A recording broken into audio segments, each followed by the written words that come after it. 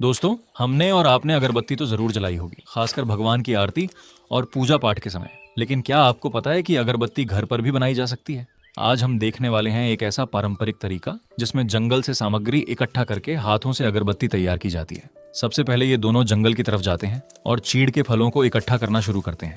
एक दो नहीं, बल्कि काफी मात्रा में चीड़ के फल तोड़े जाते हैं। फिर दोनों उन्हें अपने बोरे और झोले में भरकर घर ले आते हैं। घर पहुंचने के बाद सबसे पहले सभी चीड़ के फलों को सुखाने के लिए रख दिया जाता है। इसके बाद वे ओरिएंटल अर्बरविटाई के पौधों की ओर जाते हैं। वहां से एक एक करके सभी पत्तियों को काटा जाता है और मोटी डंडियों को अलग कर दिया जाता है। पत्तियों को इकट्ठा करने के बाद उन्हें भी सुखाने के लिए रख दिया जाता है। अब बारी आती है चीड़ के फलों की। जब वे थोड़ा तैयार हो जाते हैं तो उन्हें काटकर उनके अंदर मौजूद बीज निकाल लिए जाते हैं। ये काम भी काफी मेहनत वाला होता है क्योंकि हर फल को अलग अलग संभालना पड़ता है। इसके बाद इन फलों को उबालने के लिए ले जाया जाता है। एक बड़े बर्तन में पानी डालकर इन्हें अच्छी तरह उबाला जाता है ताकि वे आगे की प्रक्रिया के लिए तैयार हो जाएं। उबालने के बाद इन्हें फिर से सुखाने के लिए रख दिया जाता है। उधर ओरिएंटल अर्बरविटाई की पत्तियां भी अच्छी तरह सूख चुकी होती हैं। अब वह पत्तियों को पीसना शुरू करती है। धीरे धीरे और धैर्य के साथ सभी पत्तियों को बारीक पीसा जाता है।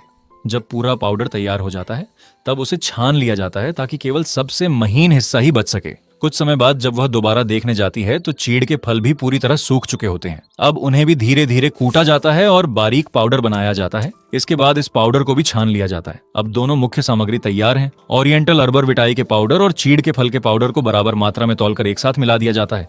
लेकिन अभी मिश्रण पूरी तरह तैयार नहीं हुआ है। इसमें थोड़ी मात्रा में चंदन पाउडर मिलाया जाता है ताकि खुशबू और भी अच्छी हो सके। इसके बाद श्रीसाज का पाउडर भी डाला जाता है और फिर डाला जाता है नानमू चिपचिपा पाउडर, जो इस मिश्रण को आपस में बांध कर रखने का काम करता है। अब इसमें धीरे धीरे पानी मिलाया जाता है और इसे आटे की तरह गूंथना शुरू किया जाता है। लेकिन यहाँ सबसे दिलचस्प बात यह है कि इसे केवल हाथों से नहीं गूंथा जाता, बल्कि अच्छी तरह मिलाने और मजबूत बनाने के लिए हथौड़े का इस्तेमाल किया जाता है। हथौड़े की मदद से इस मिश्रण को बार बार कूटा और गूंथा जाता है ताकि यह पूरी तरह एकसार हो जाए। जब मिश्रण तैयार हो जाता है तब उसे एक विशेष फ्रेम में डाला जाता है।